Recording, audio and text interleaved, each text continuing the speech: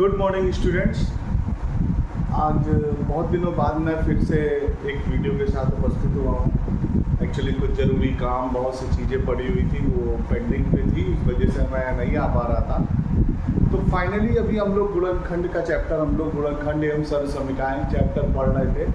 परिषदीय विद्यालय के क्लास 7 का चैप्टर नंबर 8 के क्वेश्चंस को हम लोग सॉल्व कर रहे थे। तो आज भी हम लोग उसी सीरीज़ में आगे की प्रैक्टिस करेंगे। कुछ क्वेश्चंस हम लोगों ने बहुत अच्छे से सॉल्व कर लिए थे, आज हम लोग उन्हीं क्वेश्चंस को फिर से सॉल्व करेंगे और आगे के कुछ और एक्स्ट्रा क्लासेस के साथ साथ कुछ एक्स्ट्रा एक्टिविटीज़ भी हम लोग सीखेंगे। तो फाइनली हम लोग अपने इस चैप्टर को गुणनखंड और सरसमीकाओं के बारे में हम लोगों ने ऑलरेडी बहुत कुछ पढ़ लिया है। आज उसी के बिहाफ पर हम लोग आगे की प्रैक्टिस करने जा रहे हैं। तो स्टूडेंट्स, एक बात हमेशा याद रखिएगा, प्रैक्टिस जो होती है वो किसी भी चैप्टर के क्वेश्चंस को बहुत आसानी से सॉल्व करने में हमारी सहायता करती है। तो हमें बेसिक रूप से उन्हीं क्वेश्चंस को जितनी ज़्यादा से ज़्यादा लगाएंगे उतनी ज़्यादा प्रैक्टिस होगी। तो हम लोग अपने फिर से वही एजुकेशन की तरफ, फिर से वही चैप्टर्स की तरफ हम लोग फिर से बढ़ते हैं और आज उसके आगे कंटिन्यू करते हैं। तो ठीक है, आइए चलते हैं हम लोग कुछ इस टाइप के क्वेश्चन, जैसा कि आप लोग देखे होंगे अक्सर एग्जामिनेशन में इस टाइप के क्वेश्चंस आपको मिल जाते हैं। तो उसी टाइप के क्वेश्चन को करने की कोशिश करते हैं। आइए चलते हैं। जैसे देखिए, क्वेश्चंस अगर हमारा देखा जाए तो कभी कभी क्वेश्चंस हमारा कुछ इस टाइप के क्वेश्चंस आपके सामने आते हैं। x + 2 और x + 5। ऐसे क्वेश्चंस का मल्टीप्लिकेशन करना कितना आसान होता है, बहुत ही आसान तरीके से हम लोग करेंगे। चलिए चलते, देखिए पहला तो लॉन्ग मेथड से हम लोग करने की कोशिश करते हैं। आइए चलते, हम क्या करेंगे, इसको उठाएंगे, इन दोनों के साथ मल्टीप्लाई करेंगे और इसको उठाएंगे, इन दोनों के साथ मल्टीप्लाई करेंगे। यही नियम कहता है। x को उठाया, x के साथ किया, यही नियम कहता है। x को उठाया, x के साथ करेंगे तो x² हो जाएगा, फिर 5x हो जाएगा, फिर इसके साथ किया +2x हो गया और फिर इसके साथ किया 10 हो गया। अब चूंकि ये दोनों सेम है तो इसके साथ इसका एक्शन परफॉर्म करेंगे। x² + 5 to 7x और +10। ये आपका आंसर हो गया, है ना। सिंपल, बहुत आसान है, बहुत आसानी से आप इसको कर सकते हो, बहुत ही आसानी से आप इसको सॉल्व कर सकते हो। तो चलिए चलते हैं और क्वेश्चन की तरफ। जैसे अब 3 वाले क्वेश्चन अगर आ जाए आपके पास, सपोज करिए आपके पास कोई क्वेश्चन, ये कुछ इस तरीके के क्वेश्चन आपके पास दिए हैं। 2x² + 3x - 7 एक ब्रैकेट में और दूसरे ब्रैकेट में 5x + 4। अगर इस टाइप के क्वेश्चंस अगर आपको सॉल्व करने के लिए दिए तब कैसे करोगे?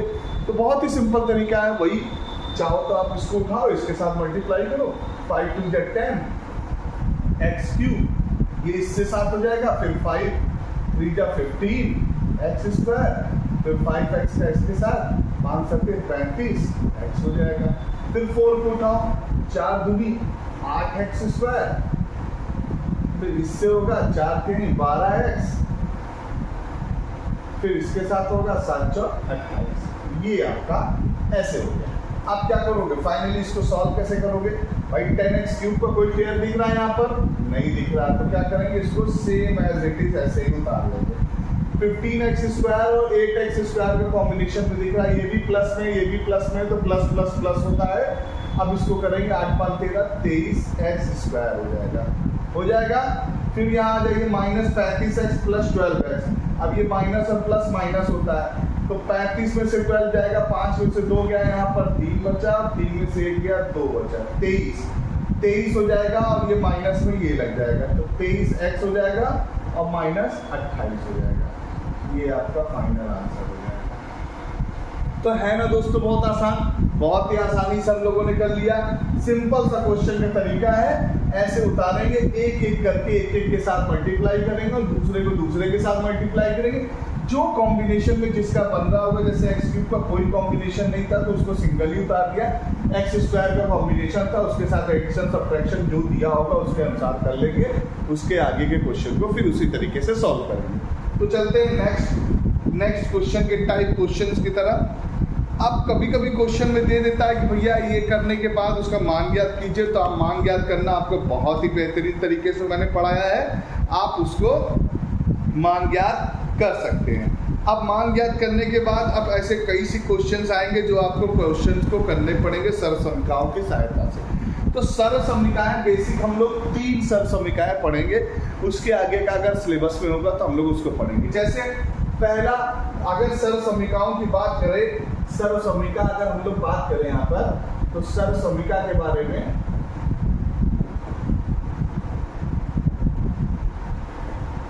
कौन कौन सी थी? जैसे a प्लस बी का होल स्क्वायर क्या हो जाएगा? a square plus b square plus 2ab, ये आपका एक सरल समीकरण। फिर a माइनस बी का होल स्क्वायर क्या हो जाएगा? a square plus b square minus 2ab, ये आपका हो जाएगा। फिर आता है a square minus b square, तो ये क्या हो जाएगा? एक ब्रैकेट में a प्लस बी और दूसरे में a माइनस बी। ये आपकी 3 बेसिक सरल समीकरण हैं जिनको हमको इस अध्याय में स्टडी करना है, इससे रिलेटेड क्वेश्चंस को सॉल्व करना है। तो ये बेसिक। अच्छा, आप हम लोग क्या करते हैं, चलिए चलते हैं पहली सरल समीकरण से रिलेटेड क्वेश्चंस को करते हैं। चलिए, सरल समीकरण नंबर 1 क्या है? a प्लस बी का होल स्क्वायर बराबर a square plus b square plus 2ab। अच्छा, ये आया कैसे? इसको आया कैसे? इसको ये आएगा कैसे? हम क्या करेंगे, इसको जैसे a प्लस बी का होल स्क्वायर है तो इसको 2 बार लिख सकते हैं। ये आया कैसे, मैं ये बताना चाह रहा हूँ, है कि नहीं? अब इसको 2 बार लिख सकते हैं, पावर 2 थी तो अब a का गुणा a से करो। जो नियम हम लोग पहले करते हैं वही है, बस फॉर्मूले पे आ गया है, ये हमारे लिए आसान कर दिया है। तो a का a के साथ करेंगे तो a स्क्वायर, a का b के साथ करेंगे तो ab, प्लस b का इसके साथ करेंगे तो ab प्लस उसके साथ b स्क्वायर। तो आप देखिए क्या हो जाएगा? a square plus b square और प्लस ab 2ab। तो है ना कमाल, ये फॉर्मूला निकल के आ गया। आप देखिए ये फॉर्मूला निकल के आ गया कि नहीं निकल के आ गया? यही जो फॉर्मूला था वही फॉर्मूला यहाँ पर निकल के आ गया है। तो बच्चों, ये तरीका समझ में आ रहा है, ये मैंने सरल समीकरण को निकालना बताया। अब इसी सरल समीकरण से रिलेटेड आइए हम लोग क्वेश्चन को सॉल्व करते हैं। तो जैसे अब क्वेश्चन पहले हम लोग होता था आसानी से कर ले रहे थे, गुणा कर ले रहे, अब फॉर्मूले से कर लेंगे, बस सिंपल सा तरीका। ये जो तरीका मैं बता रहा हूँ ये सिंपल सा तरीका है, बस इसी आधार पर हम लोग को क्वेश्चन को सॉल्व कर लेना है। चलिए चलते हैं पहले क्वेश्चन की तरफ। मान लीजिए कोई क्वेश्चन अगर आपको ऐसे दिया है कि भैया x प्लस 3 का होल स्क्वायर फाइंड आउट करिए, तो हम क्या करेंगे? हमारे पास फॉर्मूला a प्लस बी का होल स्क्वायर के हिसाब का ये दिख रहा है, तो सिंपल सी जहां जहां a है वहां ये रख देंगे। तो x प्लस 3 का होल स्क्वायर बराबर हो जाएगा a स्क्वायर मतलब x का स्क्वायर प्लस b स्क्वायर मतलब 3 का स्क्वायर और प्लस 2ab, 2a का मतलब x इंटू b का मतलब 3। बस सिंपल सा क्वेश्चन हो गया। x स्क्वायर प्लस 3 का किए तो 9 और प्लस 2 3 जा 6x, ये हो गया ना।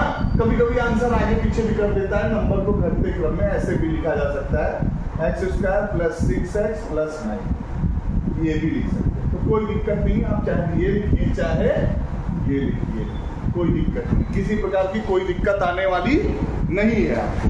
तो आप बहुत आसानी से इसमें क्वेश्चंस को कर सकते हैं। तो ये प्लस वाले क्वेश्चन हैं।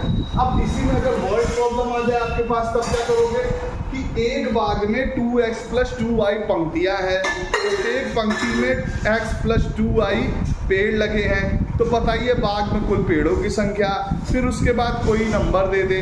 इस तरीके की करने के लिए क्वेश्चन को कर सकते हैं। या कभी ऐसा क्वेश्चन आ जाए कि भैया एक वर्गाकार खेत की भुजा की लंबाई इतनी, खेत का क्षेत्रफल। चलो चलते हैं ऐसे क्वेश्चन में करने के लिए। अब ये क्वेश्चन आपके पास ये है, क्वेश्चन कैसा है? एक वर्गाकार खेत की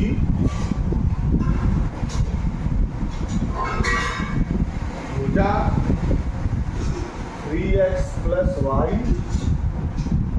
मीटर है। तो कह रहा है तो खेत का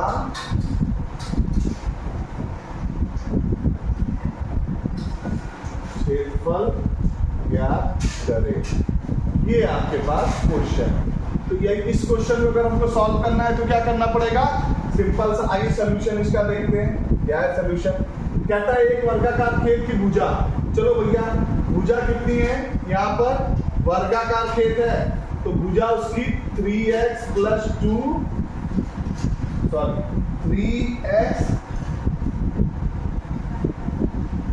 3y मीटर है।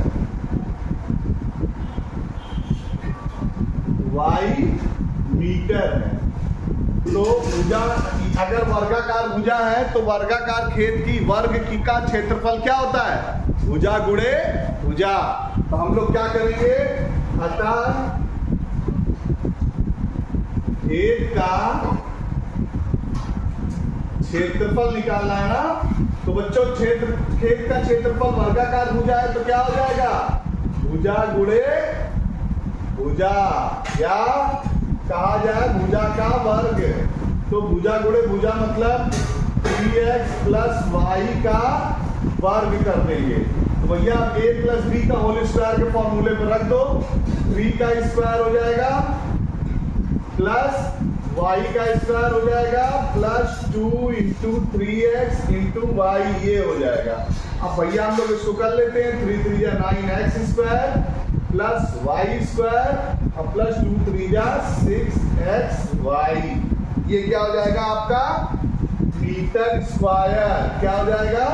Metre square. क्योंकि आप जानते होंगे क्षेत्रफल का जो यूनिट होता है वो स्क्वायर में होता है, वर्ग मीटर होता है। जो भी यूनिट होगा वर्ग मीटर, वर्ग सेंटीमीटर, वर्ग जो भी होगा वो वर्ग में होगा।